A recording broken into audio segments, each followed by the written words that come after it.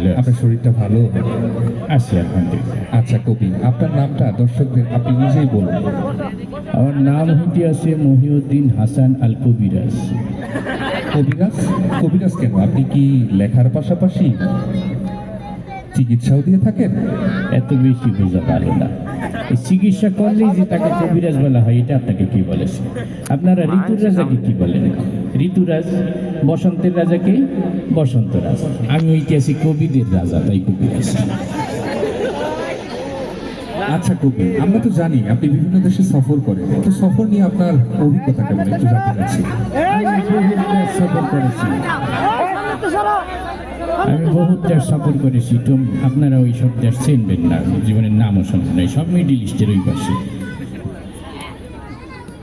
তবু যদি আপনি একটু বলতেন একটা দেশের নাম, আমরা একটু জানতে পারতাম।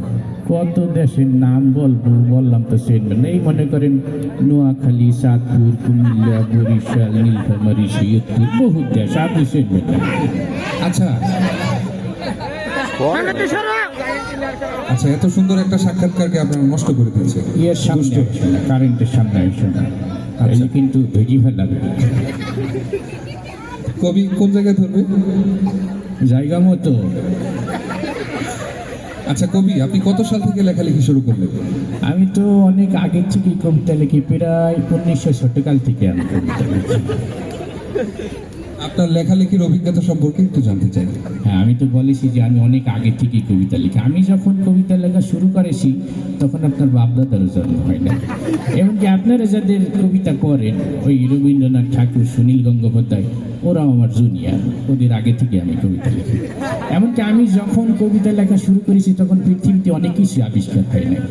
আপনারা তো আধুনিক যুগের মানুষ, কত কিছু আপডেট হয়েছে, যে মোবাইল পাইছেন, ইন্টারনেট, স্যাটেলাইট, কত কিছু। আমার যুগে এইগুলো ছিল না। এমনকি আপনারা যে পড়াশোনা করেন, এক একটা শব্দ পড়েন, শব্দের সাথে অক্ষর পড়েন, অক্ষরের সাথে আকার ও শিকার, দীর্ঘিকার পড়েন, আমার সময় এত কিছু আবিষ্কার হয়নি।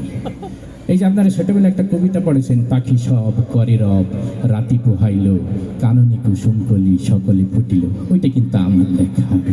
কিন্তু আমি যখন প্রথম এটা লিখি তখন আকার ও শিকার কিছু আবিষ্কার হয় নাই। তখন আমি আকার ও শিকার ছাড়া এই কবিতাটা লিখেছিলাম এইভাবে: পক্ষ সব কররব রতক হল, কনন কসম ফল, সকল ফটল। কিছুদিন পরে যে ভাষাবিদরা আকার আবিষ্কার করলো, আমার কবিতাটা হয়ে গেল পাখা সাবা, কারারাবা, রাতা পাহালা, কানানা কাসামা ফালা, সাকালা ফাটালা। তার কিছুদিন পরে যে রস্যিকার আবিষ্কার হইল, আমার কবিতাটা হয়ে গেল পিকিসিপি, কিরিরিপি, রীতি পিহিলি, কিনিনি কিসিনি ফিলি, সিকিলি ফিটিলি। তার কিছুদিন পরে যে রস্যকার আবিষ্কার হইল, আমার কবিতাটা হয়ে গেল পুকুসুবু, পুরুরুবু, ঋতুকুহুলু, পুরুনু কুসুম ফুলু, শুকুলি ফুটিলু। যখন এই কার আবিষ্কার হইল, আমার কবিতাটা হয়ে গেল পেকে সেবে, কেড়ে রেবে, রেতে পেহেলে, কেনে কেসেবে ফেলে, সেকেলে ফেটেলে। যখন ও কার আবিষ্কার হইল, আমার কবিতাটা হয়ে গেল পুকুসবু, কররবু, রতপু হলো, কোন কসম ফল, সকল ফটল। যখন ঔকার আবিষ্কার হইল, আমার কবিতাটা হয়ে গেল পৌ খৌ সৌ বৌ কৌ রৌ রৌ দৌ রৌ তৌ পৌ হৌ লৌ কৌ নৌ নৌ কৌ সৌ নৌ খৌ নৌ সৌ কৌ লৌ ফৌ। সবকিছু যখন আবিষ্কার কমপ্লিট হয়ে গেল, আমার কবিতাটাও কমপ্লিট হয়ে গেল। পাখি সব করে রব, রাতি পোহাইল, কাননে কুসুম কলি, সকলে ফুটিল। বুঝছি, এলে আমরা বিরল কবি। আচ্ছা, এখন আপনার কাছে জানতে চাই, মানে আপনার এই যে এত হিস্ট্রি, এটা শুনে আমার শুদ্ধ ভাষা বলার আগ্রহ চলে গিয়েছে। আচ্ছা, এখন আপনার কাছে জানতে চাই, আপনি তো এই যে আকার, ইকার, উকার, হর্ষইকার, এগুলা যখন নাজিল হয়েছিল না, তখন আপনি এত সুন্দর করে কবিতা লিখেছেন। যখন শব্দই ছিল না, তখন আপনি কিভাবে কবিতা লিখতেন? হ্যাঁ, তখন তো আকার ও শিকারের ইতিহাস বললাম। এখন অক্ষরও যখন আবিষ্কার হয় নাই, তখন আমি কিভাবে লিখবো? অক্ষরই তো নাই। তখন আমি এই কবিতাটা ইশারা ইঙ্গিতে লিখছিলাম। তখন এই কবিতাটা লিখছিলাম এইভাবে।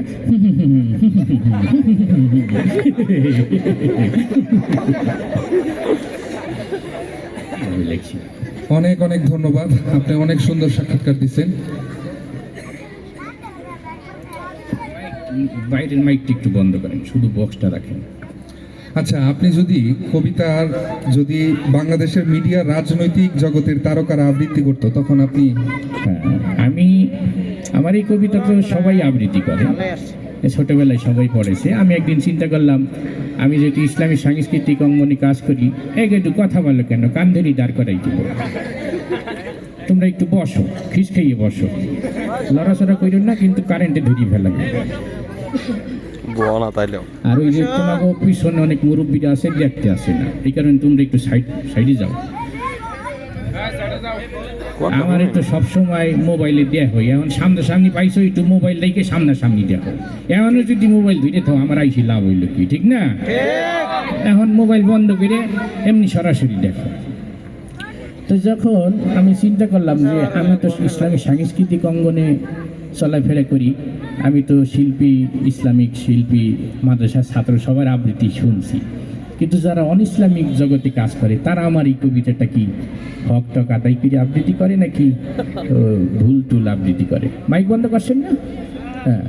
তো আমি একদিন গেলাম ওই সিনেমা জগতে, দেখি ওরা কীভাবে আমার আবৃত্তি করে। এফডিসির গেট দিয়ে ভিতরে হান দিতে দেখি ডিপজল খারাপ গেছে। তাকে বললাম যে আমার এই কবিতাটা আপনি কিভাবে আবৃত্তি করছেন?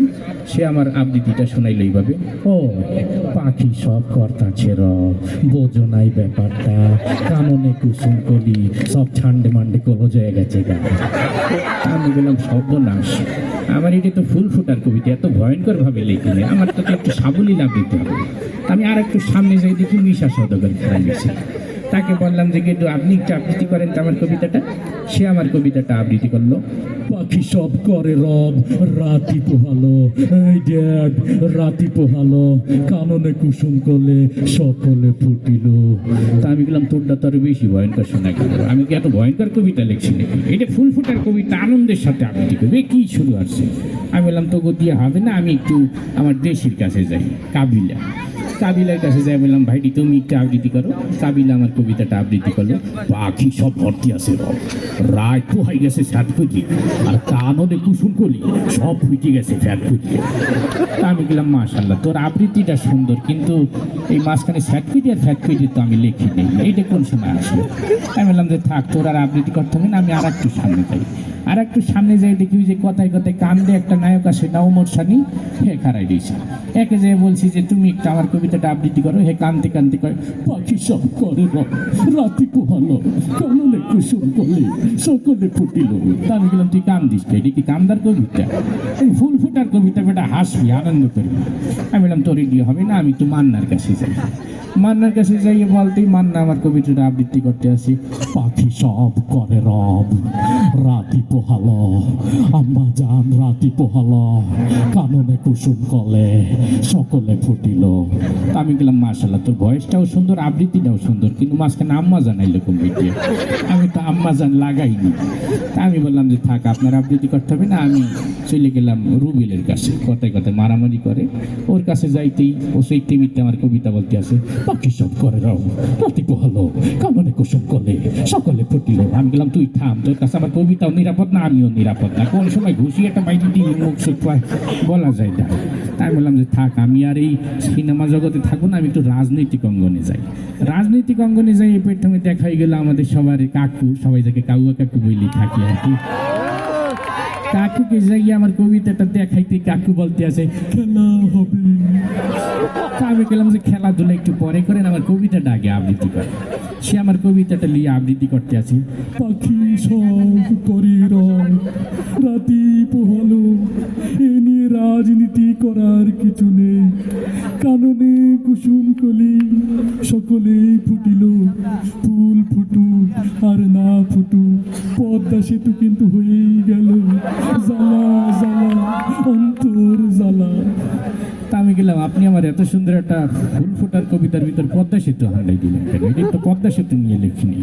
যাই হোক, আমি তারপরে চলে গেলাম আমাদের ম্যাডামের কাছে, যিনি এই মুহূর্তে মুমূর্ষ অবস্থায় আছে, বিরোধী দলের, মানে বেগম খালেদা জিয়া, আল্লাহ তাআলা তাকে সুস্থ করে দেখ, সবাই বলে নামি। তো ম্যাডাম মুরব্বী মানুষ, ওনাকে দেওয়ার সাথে সাথে উনি খুব ভদ্রভাবে আবৃত্তি করলেন আমার কবিতাটা। বিসমিল্লাহির রহমানির রহিম। প্রিয় দেশবাসী, আপনারা জানেন পাখি সব করে রব, রাতি পোহালো, ইনশাল্লাহ কাননে কুসুম কলি সকলেই ফুটিবে, না ফুটিলে ঈদের পরে তীব্র আন্দোলন হবে ইনশাল্লাহ। আমি বললাম ম্যাডাম চমৎকার আবৃত্তি হয়েছে, কিন্তু আমার কবিতার ভিতরে আবার আপনি আন্দোলনের ডাক দিলেন কেন? এটা তো আন্দোলনের কবিতা না, ফুল ফুটার কবিতা, সবাই আনন্দের সাথে আবৃত্তি করবে। মোটামুটি এইভাবে সবার আবৃত্তি শুনে তারপরে আপনাদের এই অনুষ্ঠানে ভাই ইয়ে করছি। খুব সুন্দর হয়েছে ভাই। শেখ হাসিনা কেমন করলো এটা কইতেন? ওর নাম মুখে একদিন দাও, ওর কথা বলি স্টেজটাই না পাক হয়ে যাবে। যাই হোক, আপনাদের অনুষ্ঠানে আসতে পেরে আমি অনেক আনন্দিত, অনেক পুলকিত। আমার নিজেকে আপনাদের অনুষ্ঠানে আইসে অনেক গর্বিত মনে হচ্ছে। যাক, আল্লাহ তাআলা আপনাকে